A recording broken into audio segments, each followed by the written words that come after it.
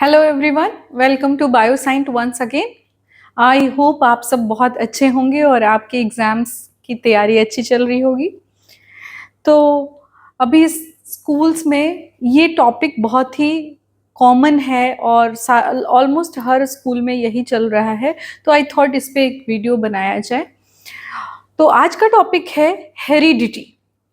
क्या आपको पता है हेरिडिटी क्या होता है? आप कहते हैं कि ये ऐसा क्यों है, क्योंकि इसने ऐसा ही हेरिडिटी पाया है। या फिर हम ये भी कहते हैं कि कोई बीमारी, क्या ये बीमारी हेरिडिटी होती है, या क्या डायबिटीज हेरिडिटी है? तो इसका मीनिंग क्या है? हेरिडिटी मतलब क्या? कोई अच्छी चीज या खराब चीज है? या एक्चुअली इसको ऐसे समझ सकते हैं, हेरिडिटी का मतलब होता है the characters which you have inherited from your parents. अगर हम बात करें ह्यूमन बीइंग की बात करें या एनिमल की बात करें, जहां दो पेरेंट्स इन्वॉल्व हैं, वहां पे जो प्रोजेनी है, प्रोजेनी मतलब जो ऑफस्प्रिंग है, जो बच्चे हैं, वो अपने माता और पिता दोनों से कैरेक्टर पाते हैं और उन कैरेक्टर्स का पाना हेरिडिटी कहलाता है। लेकिन आप मुझे एक बात बताओ कि do we exactly resemble our parents? क्या हम बिल्कुल अपने माता पिता की तरह दिखते हैं? हम कहते हैं कि ये जो है ना, यहां से ऊपर का हिस्सा इसके पापा जैसा लगता है और यहां से नीचे का हिस्सा मम्मी जैसा लगता है। ऐसे बात करते हैं आम भाषा में। कहने का मतलब है कि हम कुछ कैरेक्टर फादर से लेते हैं, कुछ कैरेक्टर मदर से लेते हैं, और जब ये कैरेक्टर कंबाइन होते हैं तो एग्जैक्ट कॉपी नहीं बनती है। तो क्या होता है, कुछ चेंजेस आते हैं।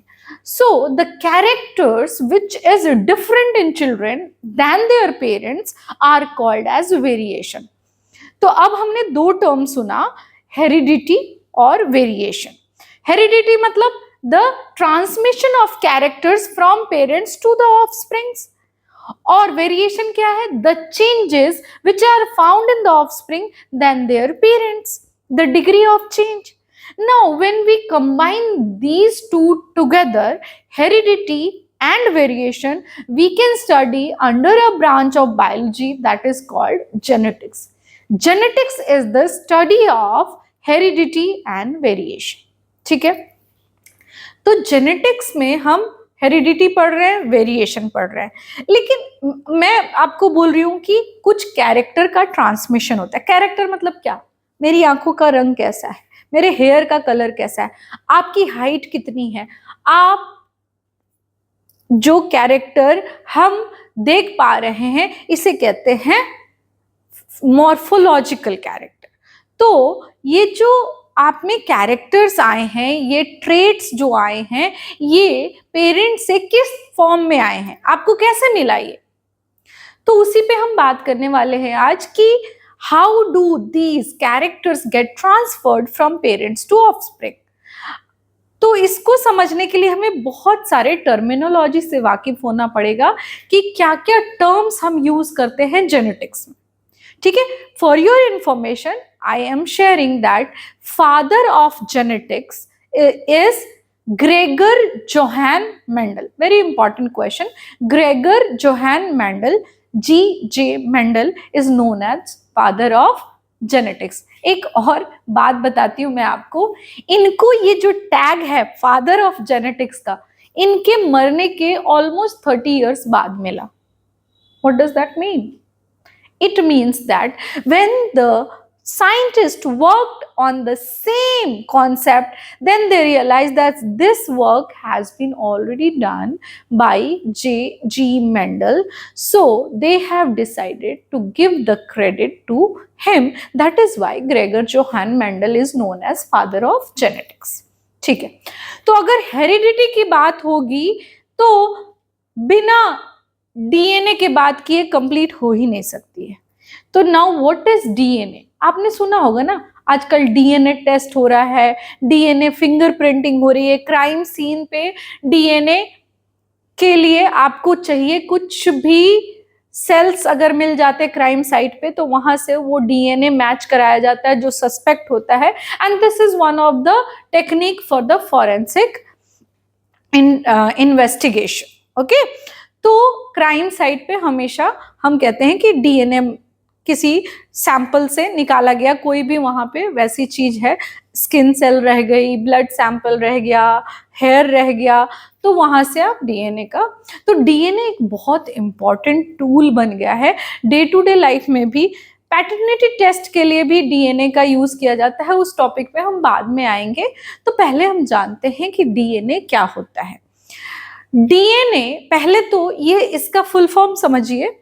DNA means deoxyribonucleic acid, deoxyribonucleic acid. अब डीऑक्सीराइबो क्यों कहते हैं बेटे? Because DNA contains sugar. The name of the sugar is deoxyribose sugar. And nucleic acid. Nucleic acid क्यों बोलते हैं? पहली बात, इसका नेचर एसिडिक होता है क्योंकि इसमें फॉस्फेट होता है और ये न्यूक्लियस में पाया जाता है। न्यूक्लियस, लिविंग बॉडी में जो सेल्स होते हैं, सेल्स के अंदर न्यूक्लियस होता है और न्यूक्लियस के अंदर डीएनए होता है। ठीक है, इसी से मिलता जुलता टर्म एक और आपने सुना होगा, आरएनए, राइबो न्यूक्लिक एसिड। मैं एक अलग वीडियो बनाऊंगी जिसमें आपको इन दोनों के मेजर डिफरेंसेस बताऊंगी। आज हम हेरिडिटी पे फोकस कर रहे हैं। एक सवाल आपके लिए मैं छोड़ के जा रही हूं, दैट इज पहले डीएनए फॉर्म हुआ या पहले आरएनए? जैसे एक सवाल होता है ना हमेशा मन में, पहले मुर्गी आई या पहले अंडा? उसी तरह से आप मुझे बताना कि डीएनए पहले फॉर्म हुआ या आरएनए। ठीक है, तो डीएनए, ये आप यहाँ पे देख रहे हैं, मैंने एक स्ट्रक्चर बनाया है, इसे हम डीएनए कहते हैं। और इस स्ट्रक्चर में आपने देखा दो हेलिक्स है। क्या है? दो हेलिक्स है। और इसीलिए जो ये most common type of DNA है जिसे हम कहते हैं B DNA, B DNA, B DNA. और इसकी स्पेसिफिकेशन क्या है? That is, it is right handed helix, right handed helix.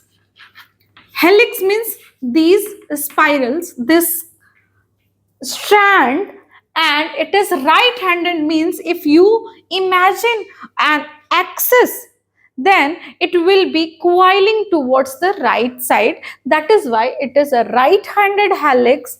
And in this you can see this is the major groove. What is it? Major groove. And this is minor groove. Minor groove. What else we can see here? That this is one turn. What do we call it? One turn. From one minor groove to the another minor groove, we can call it one turn. And in bDNA, there are 10 base pairs per turn. 10 base pairs per turn. What does that mean? Means if you see here 1, 2, 3, 4, 5, 6, 7, 8, 9, 10. These ladders, the ladders which you are seeing is nothing but the nitrogenous bases which are found in DNA. So for your convenience, I will write DNA is composed of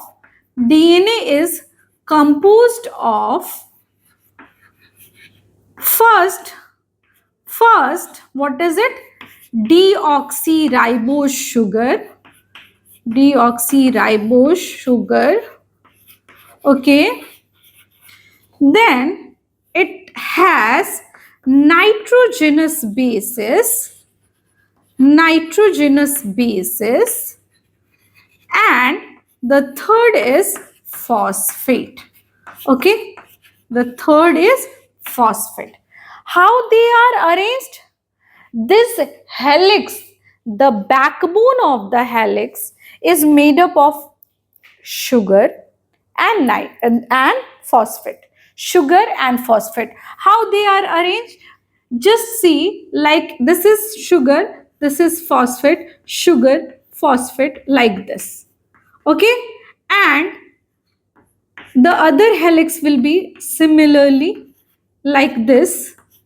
Okay, so this backbone of the DNA is made up of sugar and phosphate, and the bases, the positioning of these bases are, attachment of the bases are with the sugar. So this ladder formation which you are seeing here is actually formed of the nitrogenous bases which are present at the 90-degree angle in this helix.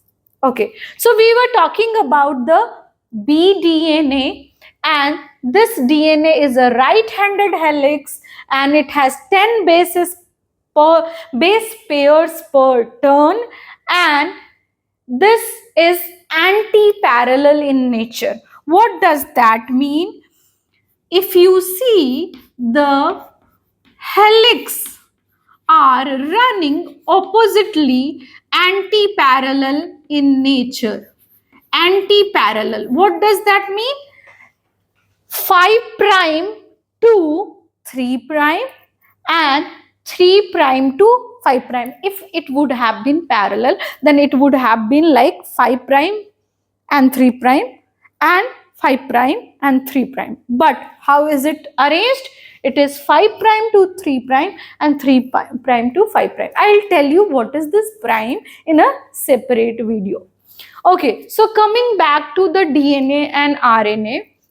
DNA, again I'm telling you, it is called as deoxyribonucleic acid, and RNA is called as the ribonucleic acid. Now there is a term called gene.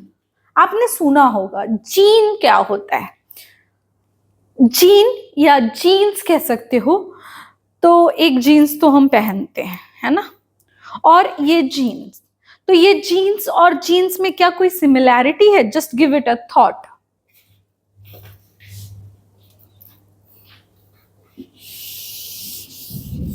Is there any similarity between the genes and the genes? I am talking about this genes and this genes. Is there any similarity? Of course, they are pronunciation is almost same. They are 5. There are 5 alphabet in both of them. Both can be provided, or both are actually provided by the parents until we are capable of. Genes we are inheriting from the parents, and genes वो भी parents ही दिलाते हैं, है ना. अच्छा, हम कहते हैं कोई बहुत खूबसूरत लग रहा है, किसी के हेयर का टेक्सचर बहुत अच्छा है, तो ये कहाँ से मिला उन्हें? किसी के खूबसूरत होने के लिए वो कितना रिस्पॉन्सिबल है? वो उसके पेरेंट्स से इनहेरिट होके आया, और उसके पेरेंट्स से भी उनके पेरेंट्स से इनहेरिट आया है. तो इसमें कोई प्राउड फील करने वाली बात नहीं कि कोई खूबसूरत है. और बेसिकली खूबसूरती तो मन से होती है कि नहीं? तो खूब जीन्स जैसे आए, जैसे जीन्स आए तो आंखें ऐश्वर्या राय जैसी खूबसूरत, है ना. तो ये जीन्स जो है वो कैसे आए?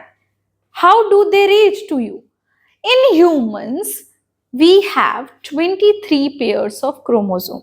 Okay, and out of this 23 pairs, the 23 comes from father and 23 comes from mother. Okay, so the chromosomes have genes on them, genes present on them. So that is why we call it the heredity unit. The heredity unit, or nothing but they are the segment of DNA, because chromosomes are formed by the coiling of the DNA, and on the chromosomes you can find gene. So how we are inheriting it? Through the gene. मैं एक आपको briefing करती हूँ, सुनिए. DNA coil हुआ, coil होके क्या बना? क्रोमोसोम बना.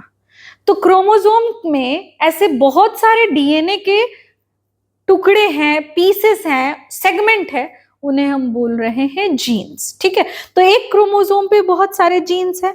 अब मैं आपको बोलूं कि क्रोमोसोम जो है 1 से 23 पेयर है। तो फर्स्ट पेयर है, सेकंड पेयर है, थर्ड पेयर है। पेयर का मतलब एक फादर से मिला है और एक मदर से मिला है ना? एक फादर से मिला है और एक मदर से मिला है।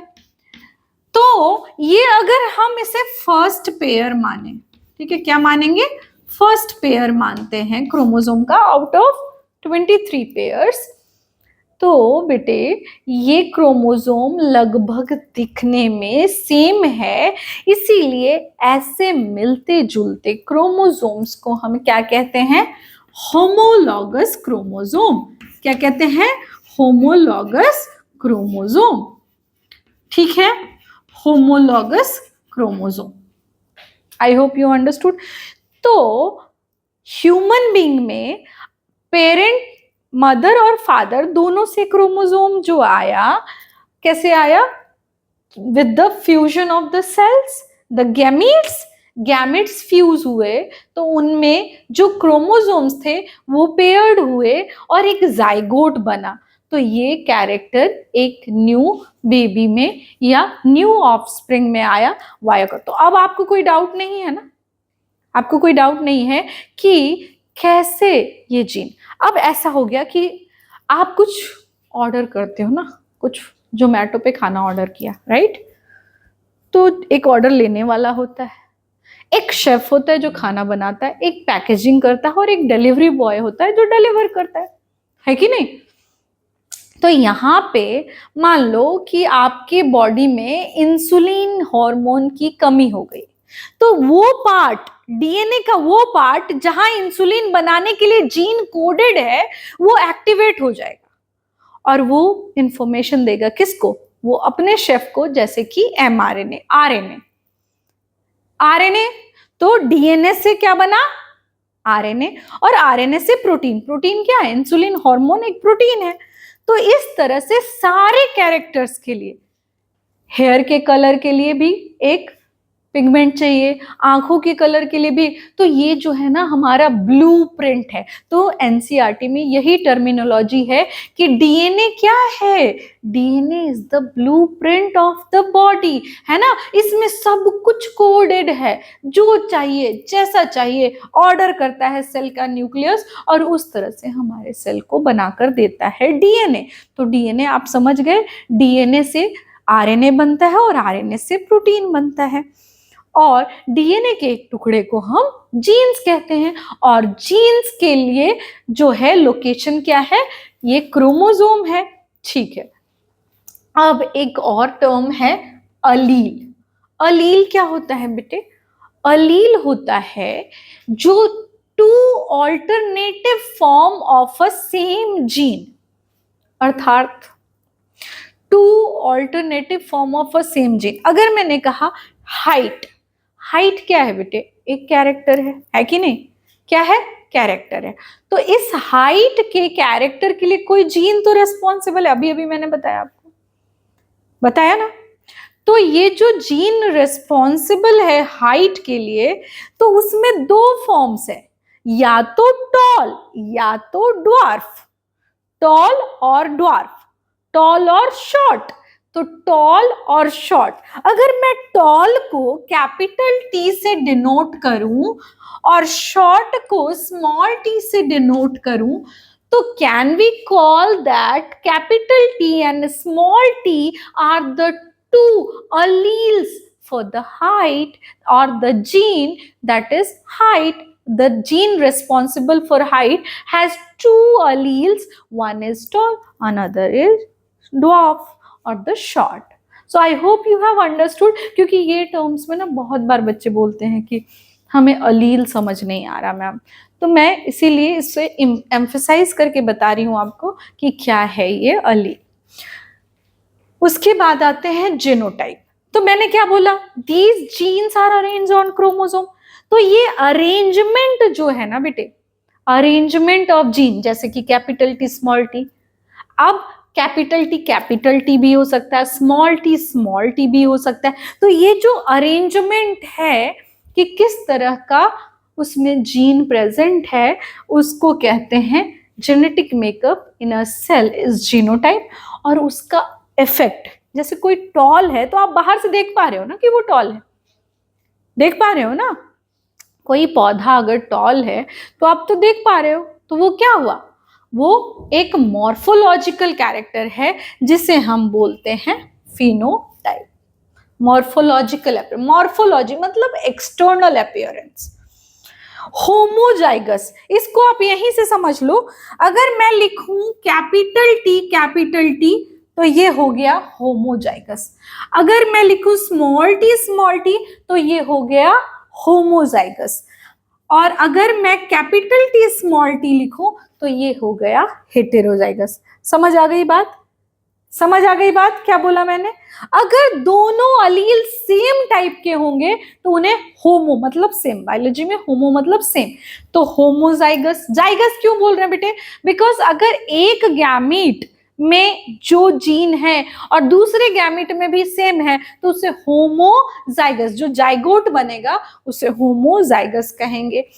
और अगर हेटेरो मतलब डिफरेंट, तो हेटेरोजाइगस मतलब dissimilar types, not same. I hope you have understood that. Okay, so these are the examples of what? Homozygous, and this is heterozygous. समझ आ गई बात? ओके, ठीक है। मोनोहाइब्रिड और डाइहाइब्रिड, ये टर्म भी आप बहुत सुनेंगे हेरिडिटी चैप्टर में। अब मैं बोल रही हूँ कि एक टॉल प्लांट है और एक शॉर्ट प्लांट है, तो हमें इनका जो ऑफस्प्रिंग है उसका हाइब्रिड बनाना है। हाइब्रिड मतलब मिक्सचर बनाना है, ताकि देखना है कि रिजल्ट कैसा आता है। तो आपने क्या कहा? टॉल और शॉर्ट, राइट? तो टॉल एक हाइट का कैरेक्टर है ना, हाइट का कैरेक्टर है, एक ही कैरेक्टर है ना, इसके तो दो ऑल्टरनेटिव फॉर्म है पर कैरेक्टर कितना है? एक। जब हम एक कैरेक्टर को लेकर क्रॉस कराएंगे उसे कहेंगे मोनोहाइब्रिड क्रॉस। अब मान लो मैंने कहा कि एक सीड है जिसका शेप राउंड है और उसका कलर येलो है, और दूसरा सीड है जो कि रिंकल्ड है और जिसका कलर ग्रीन है। तो round is the shape which is a character and green and yellow is a color that is the another character। तो उसे हम कहते हैं डाई हाइब्रिड क्रॉस। जब हम दो कैरेक्टर को एक साथ लेकर क्रॉस कराएंगे तो उसे हम क्या कहेंगे? Dihybrid cross. तीन कैरेक्टर लेंगे तो क्या कहेंगे? Write in the comment box. Okay, so I will just briefly brush you up what we have read today. We have started with heredity. Heredity means the transmission of characters from the parents to offspring. The character in which the offspring differs from their parents are called variation. Collectively, heredity and variation is called genetics. In the genetics, we should be familiar with the following terms. We have started with the DNA. DNA is called deoxyribonucleic acid. RNA is called ribonucleic acid. Gene is a piece or segment of DNA. Alleles are nothing but the two alternative forms of a DNA. Genotype is the arrangement of the gene. Phenotype is the effect or the character which is possessed by that gene or the genotype. When the similar type of gametes fuses, it forms homozygous, and if it is different, it is heterozygous. When single character is taken into consideration while forming hybrids, we call it monohybrid. When we take two characters into consideration, we call it dihybrid cross. And we have also discussed about the DNA. DNA This is the most common form of the DNA called bDNA. There are aDNA and zDNA as well. If you wish, I will share the differences between those three. So the features of this DNA is it is right-handed helix. The bDNA is a right-handed helix. I told you, if you imagine an axis, it will be twisting towards the right side. That is why it is called right-handed helix.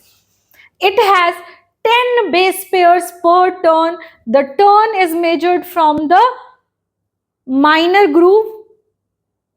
One minor groove is here and the another minor groove here. In between, if there is a major groove, we will call it a complete turn, and it will have 10 base pairs per turn. If you are interested, I'll be discussing all the minute details of the DNA, what are 5 prime, 3 prime, everything.